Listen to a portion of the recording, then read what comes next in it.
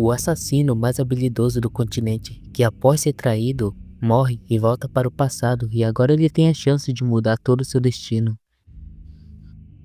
Um vento forte sopra no campo de batalha. Em meio à batalha, um garoto de joelhos. Viva pelo clã era o que ele lembrava das palavras de seu pai, que significava: não deseje nada, apenas fique ao lado de seu irmão como sombra. Alguém se aproxima, é o comandante Boris, que fala que isso era esperado de alguém que é irmão daquele cara. O nome do garoto é Sean Vest. Ele pega a sua adaga e libera uma névoa negra. Ele pergunta ao comandante Boris pelo qual motivo ele fez isso e se tudo isso foi pelo imperador. Boris apenas fala que essa névoa negra é repugnante, que é exatamente como falavam os rumores, afirmando que o protagonista é de uma organização de assassinos, a Misty, e ele vai reportar aos superiores que se livrou de um impuro.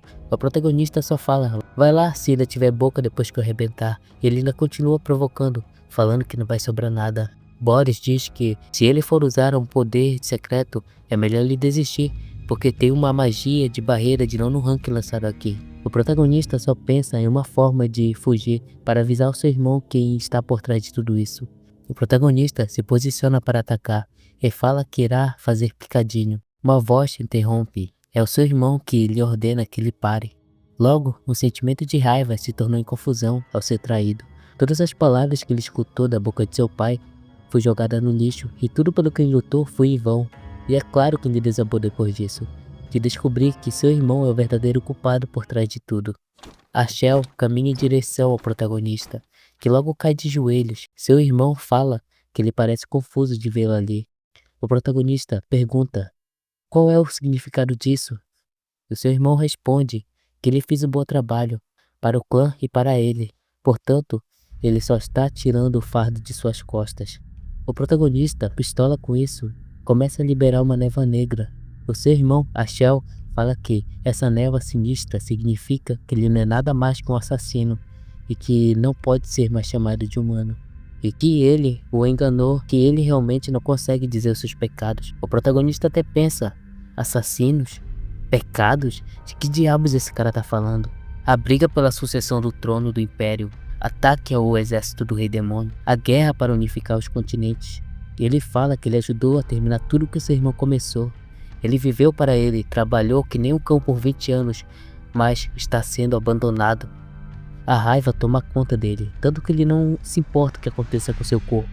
Ele vai dar tudo de si para lutar contra o seu irmão. Ele libera uma névoa negra cheia de ódio, que os soldados que estavam assistindo até ficam nervosos. Ele provoca seu irmão e diz que idiota, um herói que está tentando matar o seu irmão mais novo, que ele está com medo. Ele pergunta, provocando, se ele não tem vergonha de si mesmo. A Shell, pistola, balança sua espada para atacar o protagonista, enquanto o protagonista pensa que só precisa de uma facada no seu ponto fraco para que ele não consiga se regenerar. Então ele ataca por trás, mas os seus ataques são defendidos pela barreira de Boris. A Shell perfura o seu irmão com a espada e fala: eu queria ter te dado uma morte de dolor, já que você era meu irmão, mas você mostrou a sua verdadeira face.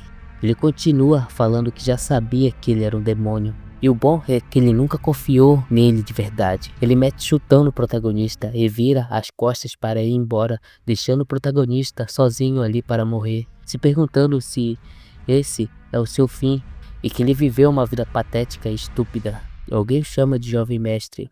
Seus olhos se abrem e vê uma empregada que pergunta por quanto tempo ele pretende dormir. Ela fala que ele precisa se preparar. O protagonista pergunta: Emily, o que é que você tá fazendo aqui? Ela pensa que, meu Deus, esse cara tá maluco. O protagonista pensa que já faz 20 anos desde que ele viu ela pela última vez e que ela ainda continua igual. Esse lugar parece com o quarto dele, que ele vivia quando ele era mais jovem. Então ele percebe que ele voltou a ser criança de novo. A empregada pergunta o que é que ele tá fazendo aí parado e se ele só quer ganhar tempo para fugir do treinamento. Ele pergunta: treinamento? Que treinamento?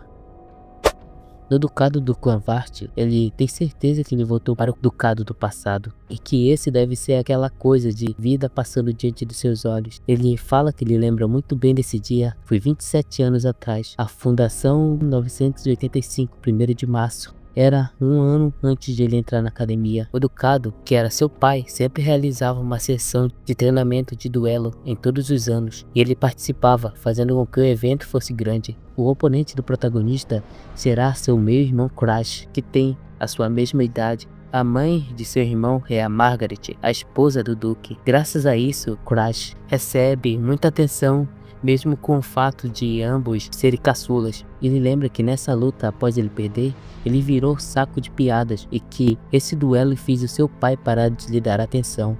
A empregada cochicha no seu ouvido. Aí, por que você não te rende de uma vez? O protagonista responde, relaxa aí, é só preciso ganhar, né? Ele pensa, caraca, tem empregada está me menosprezando. Ele pega a espada e sente que está tão pesada e a sua força deve ser a mesma de quando estava nessa idade. Então ele pensa que isso não deve ser um sonho e nem a sua vida passando diante dos seus olhos. Ele se pergunta se ele realmente voltou no passado e se existe alguma probabilidade de ele mudar o futuro. Seu irmão pergunta zombando de sua cara, então você não desistiu? Seu pai ordenou que comece. Seu irmão avança para atacar, perguntando para onde que ele está olhando. O protagonista se pergunta, esse cara é uma lesma? Ele se desvia do ataque. Seu irmão fica pistola e fala que ele desviou que nem um covarde. O protagonista rebate a espada de Crash. Em seguida, chuta sua canela. Seu irmão Crash cai no chão, sentindo muita dor na canela. O Ducado fica surpreso, enquanto a mãe de Crash fica preocupada com o seu filho. O protagonista pensa que agora só colocar a espada na sua garganta e ganhar o duelo, mas isso não é o suficiente, já que na sua vida passada ele sempre se divertia fazendo bullying com ele. Esse bullying continuou até na academia, por isso ele tem que pisar nele para que ele nunca tente fazer mais nada contra ele, porque nessa vida ele vai criar o seu próprio caminho. O resultado do duelo foi a derrota de Crash. A vitória do protagonista foi tão impressionante que seu pai ordenou que ele viesse vê-lo. Até foi escoltado por um cavaleiro de alta classe. Elizabeth aparece. O protagonista até dá uma risadinha meio sacana, perguntando como é que tá Crash. Ela fala como que ele tem a audácia de perguntar isso. Ele só responde para ela que os duelos são assim mesmo. Elizabeth fala provocando que bastardos não deveriam ser tratados como filho legítimo e que é tal mãe, tal filho, e é tudo por causa daquela imunda, e como ele ousa puxar briga e que ele deveria pedir comida na rua. E o protagonista só fala que ela passou do limite. E aí pessoal, esse vídeo foi um vídeo a pedido da minha irmã Soyan, que acompanha os vídeos desse canal, que está completando aniversário hoje. Então, meus parabéns para a Soyan. E se você gostou desse conteúdo, se inscreve, deixa o like e comenta qualquer besteira. Parabéns pra você nessa data querida, muitos anos de vida. Nossa, me ajuda, me esqueci, seu Pedro. Muitos anos de vida. Oh, seu Pedro. Me ajuda, seu Pedro, me esqueci. Vamos começar de novo. Vamos começar de novo.